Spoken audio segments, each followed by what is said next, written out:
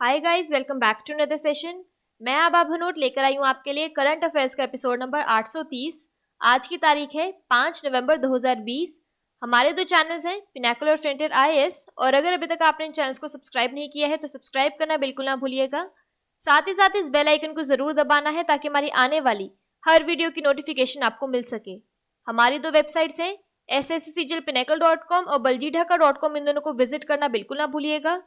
ये सेशन हर रोज सुबह 4 बजे अवेलेबल हो जाता है और वीडियो की एंड में आपसे क्विज के क्वेश्चन पूछे जाते हैं जिनका आंसर आपको कमेंट सेक्शन में जरूर करना है।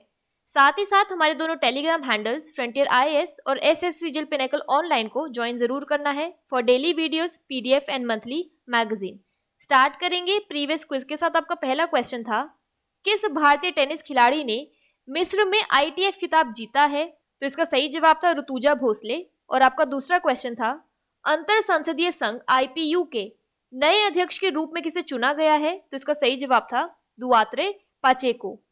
स्टार्ट करेंगे आज के सेशन के पहले क्वेश्चन के साथ, किस भारतीय मूल की अमेरिकी संसद को हाउस ऑफ रिप्रेजेंटेटिव प्रतिनिधि सभा के लिए लगातार तीसरी बार निर्वाचित किया गया है? तो इसका सही जवाब है option number C, Pramila Jaipal. भारतीय मूल की अमेरिकी सांसद Pramila Jaipal House of Representative प्रतिनिधि सभा के लिए लगातार तीसरी बार निर्वाचित हुई हैं। जयपाल भारत की जम्मू कश्मीर पर नीति और संशोधित नागरिकता कानून सीएए की आलोचक रही हैं। वर्ष 2016 में वह पहली भारतीय मूल की महिला थी जो हाउस ऑफ रिप्रेजेंटेटिव के लिए निर्वाचित हुई। भारतीय मूल के डेमोक्रेटिक कांग्रेस के राजा कृष्णमूर्ति को लगातार तीसरी बार अमेरिकी प्रतिनिधि सभा के लिए फिर से चुना गया। 47 वर्ष के कृष्णमूर्ति ने लिबर्टेरियन पार्टी के प्रेस्टन नेल्सन को आसानी से हराया। उनके पास कुल वोटों का लगभग 71% था। वह पहली बार 2016 में प्रतिनिधि सभा के लिए चुने गए थे। इस बीच कांग्रेस के अमी बेरा कैलिफोर्निया से लगातार 5वीं बार जीते हैं और कैलिफोर्निया से प्रतिनिधि सभा के लिए रो खन्ना अपना तीसरा कार्यकाल जीत रहे हैं। बात करें यूनाइटेड स्टेट्स ऑफ अमेरिका की, तो इसकी कैपिटल है वॉशिंगटन डीसी और करेंसी है यूएस डॉलर। अगला प्रश्न है, 2050 तक पानी के जोखिम में सबसे बड़ी वृद्धि का सामना करने के लिए भारतीय शहरों की सूची में कौन सा शहर शीर्ष पर है? तो इसका सही जवाब है option number B, Jaipur. World Wildlife Fund WWF के हालिया अध्ययन में कहा गया है कि दुनिया के राष्ट्रीय महत्व के 100 शहरों में 2050 तक जल संकट चरम पर पहुंच जाएगा। इन शहरों में रहने वाले लगभग 35 करोड़ लोगों पर जल संकट का खतरा बढ़ रहा है। भारत के सूची में 30 शहर हैं। 30 लाख की आबादी के साथ जयपुर सूची में 45वें स्थान पर है। इसके बाद इंदौर, अमृतसर, पुणे, श्रीनगर, कोलकाता, बेंगलुरु और मुंबई सहित देश के 30 शहरों में जल संकट का खतरा लगातार बढ़ रहा है। सूची में मध्य पूर्व, दक्षिण अमेरिका, दक्षिण एशिया और अफ्रीका के कुछ हिस्सों के साथ चीन में लगभग 50 शहर शामिल हैं। WWF के रिस्क फिल्टर विश्लेषण ने भारत के स्मार्ट शहरों की योजना की क्षमता को रेखांकित किया, जिसका उद्देश्य एक व्यापक संस्थागत, सामाजिक और आर्थिक बुनियादी ढांचा विकसित करना है। मिस्र की अलेक्जेंड्रिया इस सूची में सबसे ऊपर है और उसके बाद सऊदी अरब में मक्का, चीन के तांगशान, सऊदी अरब के रियाद का स्थान है। WWF इंडिया रिपोर्ट के कार्यक्रम निदेशक हैं डॉक्टर सेजल वोरा। यहाँ पर एक रिवीजन की बात करें तो किस राज्य ने मोक्ष कलश योजना 2020 शुरू की है? तो इसका सही जवाब है राजस्थान। बात करें राजस्थान की तो इसके डैम्स और रिवर्स में आता है जवाहर सागर चंबल, जसवंत सागर लूनी, राणा प्रताप सागर चंबल। नेशनल पार्क्स में आता है Ranthambore national park, Sariska tiger reserve, Keoladeo national park and desert national park. Rajasthan की कैपिटल है जयपुर, गवर्नर है कलराज मिश्रा और चीफ मिनिस्टर है Ashok Gehlot. World heritage sites में आता है जयपुर सिटी और जंतर मंतर। अगला प्रश्न है, pandemonium the great Indian banking tragedy पुस्तक किसने लिखी है? तो इसका सही जवाब है ऑप्शन नंबर सी, तमाल बंदोपाध्याय। तमाल बंदोपाध्याय ने pandemonium the great Indian banking tragedy शीर्षक से एक पुस्तक लिखी है जिसे 9 नवंबर को जारी किया जाएगा। यह पुस्तक रोली बुक्स द्वारा प्रकाशित की गई है। इसमें भारत की चुनौतियों और आर्थिक क्षमता की समझ को दर्शाया गया है। पुस्तक पेंडेमोनियम में बताया गया है कि कितने प्रवर्तकों ने ऋण के साथ इक्विटी की अदला बदली की है, जबकि बैंकों के प्रबंधन को अपने बैड लोन के खिलाफ भारतीय रिजर्व बैंक आरबीआई के हस्तक्षेप तक अपनी बैलेंस शीट को सुरक्षित रखने का एक तरीका मिल रहा था। इसी मुद्दे ने भारत की विकासशील गैर बैंकिंग वित्तीय कंपनियों को भी प्रभावित किया। यहाँ पर एक क्विक रिवीजन की बात करें तो world's first scientoon book bye bye corona doctor Pradeep Srivastava ने लिखी है। अगला प्रश्न है, विश्व सुनामी जागरूकता दिवस कब मनाया जाता है? तो इसका सही जवाब है ऑप्शन नंबर बी, नवंबर 5। विश्व सुनामी जागरूकता दिवस 5 नवंबर को सुनामी के खतरों को उजागर करने और नुकसान को कम करने के लिए प्रारंभिक चेतावनी प्रणाली के महत्व पर ध्यान केंद्रित करने के लिए मनाया जाता है। यह दिन सुनामी के बारे में पारंपरिक ज्ञान भी प्रदान करता है। यहाँ पर एडिशनल इन्फॉर्मेशन की बात करें तो फिलीपींस के दक्षिणी हिस्से में दुनिया के सबसे शक्तिशाली तूफान गोनी ने दस्तक दी है। यहाँ पर एक क्विक रिवीजन की बात करें तो वर्ल्ड सिटीज डे 31 अक्टूबर को मनाया जाता है। अगला प्रश्न है, भारत की पहली सौर ऊर्जा से चलने वाली लघु ट्रेन का उद्घाटन किस राज्य में किया गया है? तो इसका सही जवाब है option number D, Kerala. Bharat की पहली सौर ऊर्जा से चलने वाली लघु ट्रेन का उद्घाटन केरल के वैली टूरिस्ट विलेज में मुख्यमंत्री पिनारई विजयन ने किया। विजयन ने अर्बन पार्क और इको फ्रेंडली पर्यटक गांव में एक स्विमिंग पूल समर्पित किया। यह ट्रेन बच्चों के लिए एक आकर्षण होगा। यह 60 करोड़ रुपए की परियोजनाओं का एक हिस्सा था जो मनोरम गंतव्य पर सुविधाओं को बढ़ाने के लिए अंतर्राष्ट्रीय मानकों को पूरा करने के लिए लिया गया था। यहाँ पर एडिशनल इन्फॉर्मेशन की बात करें तो केरल लोक सेवा आयोग PSC आर्थिक रूप से कमजोर वर्गों EWS के लिए सरकारी नौकरियों में 10% आरक्षण कोटा लागू करेगा। यह अनुसूचित जाति, अनुसूचित जनजाति और अन्य पिछड़ा वर्ग को दिए जा रहे 50% आरक्षण को प्रभावित किए बिना संविधान के 103वें संशोधन के आधार पर 10% आरक्षण प्रदान करने के केंद्र के निर्णय के अनुरूप है।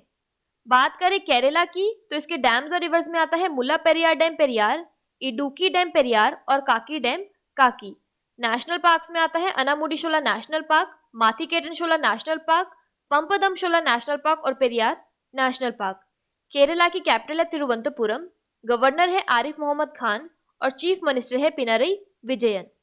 अगला प्रश्न है, संयुक्त राष्ट्र के किस संगठन के सहयोग से कोविड-19 श्री शक्ति चैलेंज का आयोजन MyGov द्वारा किया गया है? तो इसका सही जवाब है option number B, UN women. महिलाओं के नेतृत्व में 6 स्टार्टअप्स ने UN विमेन के सहयोग से MyGov द्वारा आयोजित कोविड-19 श्री शक्ति चैलेंज प्रतियोगिता में जीत दर्ज की है। महिलाओं को स्टार्टअप समाधान के लिए प्रोत्साहित करने और उन्हें शामिल करने के उद्देश्य से अभिनव समाधानों के साथ कोविड-19 के खिलाफ लड़ाई में मदद कर सकते हैं।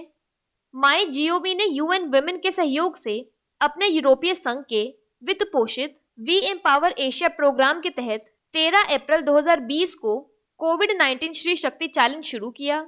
यह MyGov के नवाचार मंच पर शुरू की गई एक अनूठी चुनौती थी जिसने महिलाओं के नेतृत्व में स्टार्टअप्स के साथ साथ ऐसे स्टार्टअप्स के भी आवेदन मांगे जिनके पास ऐसे समाधान हैं जो बड़ी संख्या में महिलाओं द्वारा सामना किए जाने वाले मुद्दों को हल करते हैं। अगला प्रश्न है, किस राज्य में सबसे कम दिनों तक मुख्यमंत्री रहे सतीश प्रसाद सिंह का हाल ही में निधन हो गया? तो इसका सही जवाब है option number C, Bihar. Bihar के सबसे कम समय तक कार्यरत CM सतीश प्रसाद सिंह का कोविड-19 के कारण निधन हो गया। वे 87 वर्ष के थे। वे 1968 में केवल 5 दिनों के लिए बिहार के छठे मुख्यमंत्री बने थे। उन्होंने 28 जनवरी 1968 से 1 फरवरी 1968 तक CM के रूप में कार्य किया। वह बिहार के पहले गैर उच्च जाति के मुख्यमंत्री भी थे।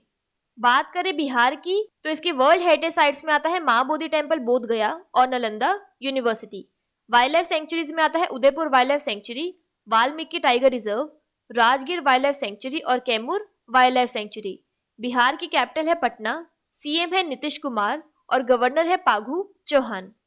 अगला प्रश्न है, 5 नवंबर 2020 को virtual global investor round table की अध्यक्षता कौन करेगा? तो इसका सही जवाब है option number B, Narendra Modi. प्रधानमंत्री श्री नरेंद्र मोदी 5 नवंबर 2020 को virtual global investor round table की अध्यक्षता करेंगे। Virtual global investor round table का आयोजन वित्त मंत्रालय, भारत सरकार और राष्ट्रीय निवेश और अवसंरचना कोष द्वारा किया जा रहा है। यह प्रमुख वैश्विक संस्थागत निवेशकों, भारतीय व्यापार नेताओं और भारत सरकार और वित्तीय बाजार नियामकों के उच्चतम निर्णय निर्माताओं के बीच एक विशेष बातचीत है। राउंड टेबल दुनिया की 20 सबसे बड़ी पेंशन और सप्रभु धन निधियों में से कुल 6 ट्रिलियन यूएस डॉलर के प्रबंधन के तहत कुल परिसंपत्तियों के साथ भागीदारी का गवाह बनेगा। ये वैश्विक संस्थागत निवेशक America, Europe, Canada, Korea, Japan, मध्य पूर्व, ऑस्ट्रेलिया और सिंगापुर सहित प्रमुख क्षेत्रों का प्रतिनिधित्व करते हैं। यहाँ पर एडिशनल इन्फॉर्मेशन की बात करें तो भारत और यूएई ने निवेश पर उच्च स्तरीय संयुक्त टास्क फोर्स का आयोजन किया। टास्क फोर्स 2012 में बनाई गई थी। अगला प्रश्न है, भारत और खाड़ी सहयोग परिषद जीसीसी ट्रोइका ने हाल ही में आभासी मोड पर अपनी वार्षिक राजनीतिक वार्ता आयोजित की। जीसीसी के महासचिव कौन है? तो इसका सही जवाब है ऑप्शन नंबर सी, नायब फलाह एम अल हजरफ। इंडिया और gulf corporation council GCC Troikaa ने अपनी वार्षिक राजनीतिक वार्ता को आभासी मोड में आयोजित किया। विदेश मंत्री डॉक्टर एस जयशंकर ने भारतीय प्रतिनिधि मंडल का नेतृत्व किया। जीसीसी का प्रतिनिधित्व जीसीसी के महासचिव डॉक्टर नायब फलाह एम अल हजरफ ने किया। बहरीन के विदेश मामलों के मंत्री डॉक्टर अब्दुल्लातिफ बिन राशिद अल ज़ाइनी और संयुक्त अरब अमीरात के विदेशी मामलों के राज्य मंत्री डॉक्टर अनवर बिन मोहम्मद गर्गश ने किया। बैठक में सऊदी अरब, कुवैत और कतर के वरिष्ठ प्रतिनिधियों ने भी भाग लिया। नेताओं ने भारत जीसीसी संबंधों की विस्तृत समीक्षा की और पिछले कुछ वर्षों में देखे गए संबंधों में ऊपर की ओर प्रक्षेप वर्क की सराहना की।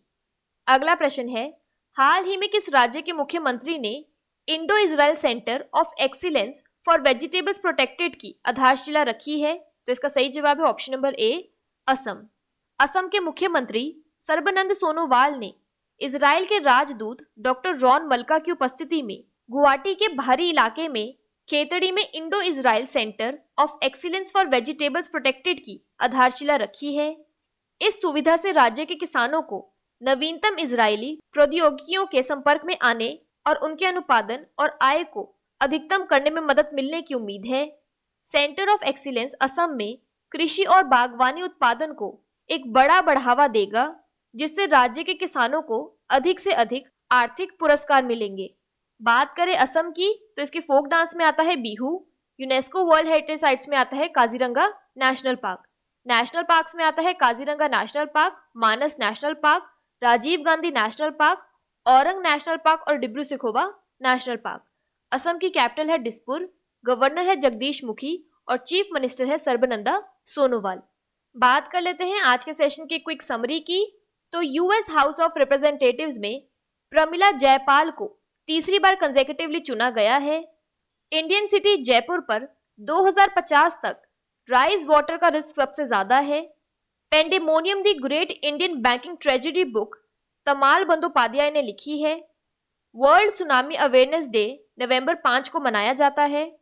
India's first solar powered miniature train Kerala में शुरू की गई है। कोविड-19 Shri Shakti challenge UN women के साथ शुरू किया गया है। बिहार के shortest serving CM Satish Prasad Singh का हाल ही में निधन हो गया है। Virtual global investor round table की अध्यक्षता नरेंद्र मोदी करेंगे। जीसीसी के सेक्रेटरी जनरल हैं Nayef Falah M Al Hajraf. Vegetable protected cultivation के लिए Indo Israeli centre of excellence Assam में बनाया जाएगा।